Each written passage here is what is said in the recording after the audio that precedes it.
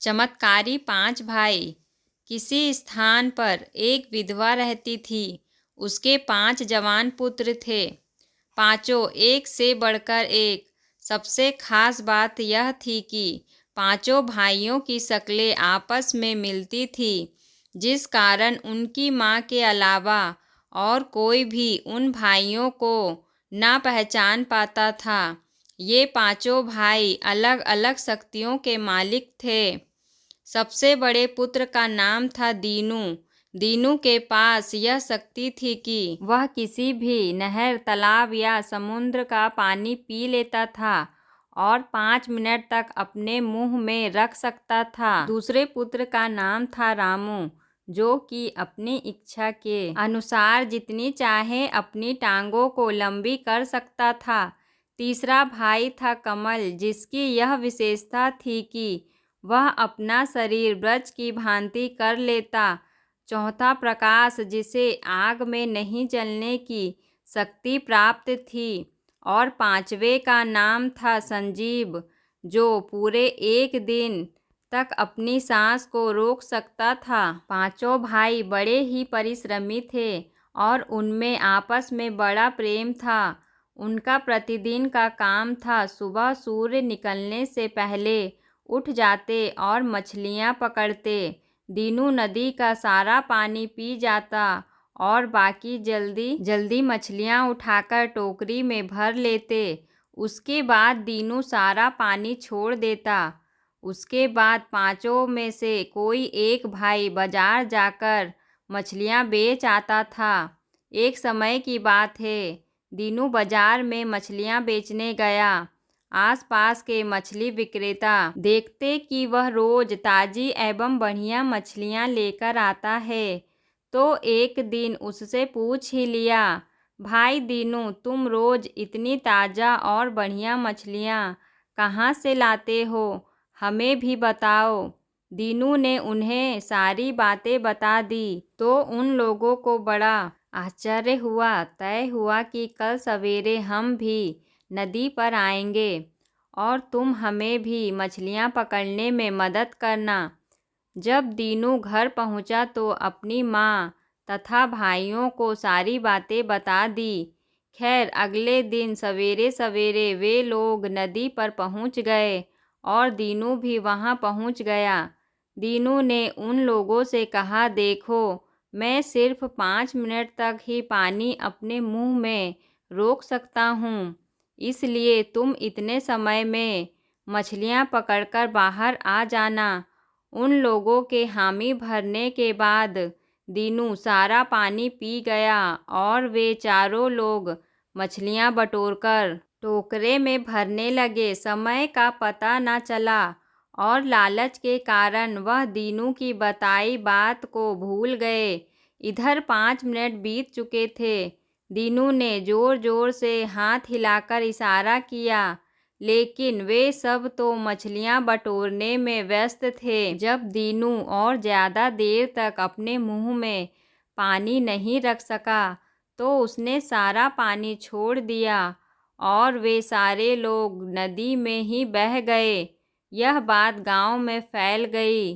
दीनू को राजा के पास ले जाया गया और उस पर लोगों की हत्या का आरोप लगाया तथा उसे भी नदी में डुबाने की सज़ा सुनाई गई। राजा ने दीनू से उसकी अंतिम इच्छा पूछी तो दीनू ने कहा, महाराज, मैं एक बार अपनी माँ से मिलना चाहता हूँ। राजा ने आज्ञा दे दी। अब वह घर पहुँचा और सारी बात बताई तो रामू बोला, भैया, तुम चिंता मत करो, तुम्हारी जगह मैं जाऊंगा। दीनू के स्थान पर रामू वहां पहुंच गया। अब राजा एवं अन्य लोग पहचान ही न पाए कि यह दीनू नहीं बल्कि रामू है। जब उसे नदी में डाला गया तो वह अपनी टांगें ऊंची करके आराम से नदी पार कर गया। राजा को बड़ा आश्चर्य हुआ। अब तय हुआ कि तलवार से इसकी गर्दन उड़ा दी जाए। इस पर किसी तरह से छिपकर रामू के स्थान पर कमल पहुंच गया। उसने अपना शरीर ब्रज का बना लिया। जब तलवार मारी गई तो गर्दन को तो कुछ न हुआ, तलवार के 2 टुकड़े हो गए।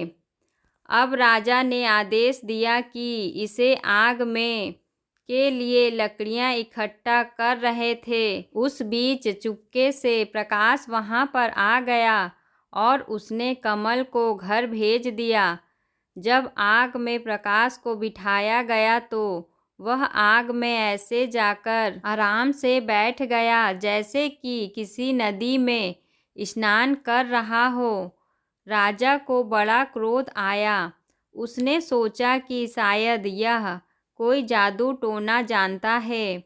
इसके बाद राजा आज्ञा दी और कहा कि एक गहरा गड्ढा खुदवाकर ऊपर से मिट्टी डलवाकर इसे मृत्यु दी जाए। जब गहरा गड्ढा खोदा जा रहा था तो इस बीच किसी तरह छुपकर प्रकाश घर पहुंच गया और सारी बातें अपने छोटे भाई संजीव को समझा दी कि मेरी जगह पर तुम जाकर गड्ढे में सांस रोककर लेट जाना। जब तुम्हें दफनाकर राजा व अन्य लोग चले जाएंगे तो रात को हम सब वहां पहुंचकर तुम्हें बाहर निकाल लेंगे। स्वयं अपने सिपाहियों के साथ शाम तक वहीं रुका रहा और सोचा कि सुबह से शाम होने को आई है, अब तक तो उसकी मृत्यु हो गई होगी। यह सोचकर सभी वहां से चले गए।